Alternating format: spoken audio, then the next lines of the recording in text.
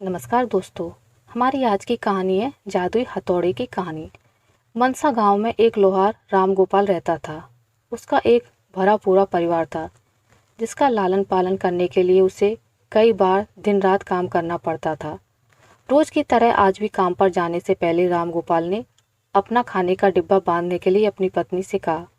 पत्नी ने जब डिब्बा लेकर आई तो राम गोपाल ने कहा, मुझे आज आने में देर हो जाएगी, शायद मैं रात को ही आऊं। इतना कहकर रामगोपाल अपने काम पर निकल गया। काम पर जाने का रास्ता एक जंगल से होकर गुजरता था। वहां जैसे ही रामगोपाल पहुंचा उसे कुछ आवाज सुनाई दी। रामगोपाल कुछ पास गया तो उसने देखा कि एक साधु भगवान का मंत्र जपने के साथ ही हंस रहा है। हैरान होकर रामगोपाल ने पूछा, आप ठीक हैं?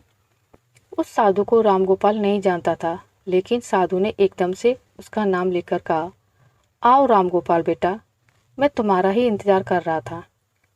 मैं भूखा हूँ, मुझे अपने खाने के डिब्बे से कुछ खिला दो। बाबा से अपना नाम सुनकर रामगोपाल हैरान था, लेकिन उसने कोई सवाल नहीं किया और सीधा अपना खाने का डिब्बा निकालकर उन्हें दे दिया। देखते ही देखते बाबा ने रामगोपाल का सारा खाना खा लिया। उसके बाद उस साधु ने कहा, बेटा, मैं तो सारा खाना खा गया, अब तुम क्या खाओगे? मुझे माफ़ करना। रामगोपाल ने कहा, कोई बात नहीं बाबा, मैं काम के लिए बाजार जा रहा हूँ तो मैं वहीं कुछ खा लूँगा। यह सुनकर उस साधु ने रामगोपाल को खूब आशीर्वाद दिया और भेंट के तौर पर एक हथौड़ा दिया।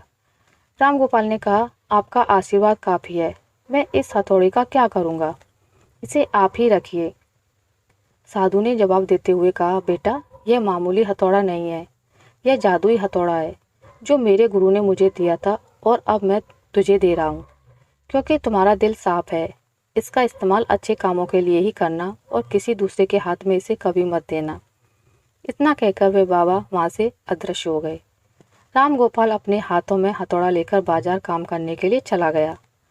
औजार बनाने से पहले उसके दिमाग में आया कि आज इसी हथौड़े से लोहा पीटता हूँ। जैसे ही उसने लोहे पर हथौड़े से चोट मारी, वो सीधा औजार बन गया। दूसरी चोट में लोहे के बर्तन बन गए। रामगोपाल समझ गया कि यह सही में जादुई हथौड़ा है। वो जो बनाने की सोच के साथ लोहे पर चोट मारता है, लोहा सीधा वही बन जाता है। जादुई हथौड़े की वजह से रामगोपाल का काम जल्दी खत्म हो गया और वो अपने साथ उस जादुई हथौड़े को घर ले गया। इसी तरह रोज रामगोपाल उस हथौड़े से जल्दी काम खत्म कर लेता और कई बार ज़्यादा बर्तन बनाकर उन्हें गाँव के लोगों को भी बेच देता था।